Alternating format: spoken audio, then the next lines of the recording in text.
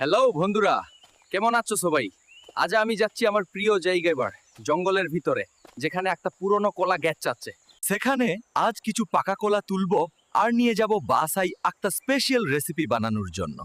চলো আমার সঙ্গে। দেখো কি সুন্দর কলা, খেতে অনেক মিষ্টি।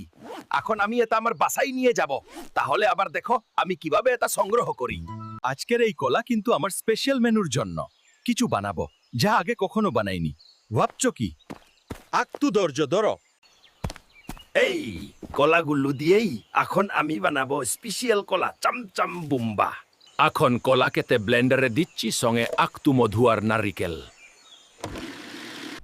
বন্ধুরা, কেমন লাগলো আজকের আমার ব্লগ? কলার এই চাম চাম বোম্বা কিন্তু দারুণ হয়েছে, একদম জঙ্গলের স্বাদে ভরা। ভিডিওটা যদি ভালো লেগে থাকে তাহলে একটা লাইক দিয়ে দিও, কমেন্টে জানাও তুমি কেমন রেসিপি ট্রাই করতে চাও, আর হ্যাঁ, সাবস্ক্রাইব অথবা ফলো করতে ভুলো না। দেখা হবে পরের ব্লগে। Bye bye.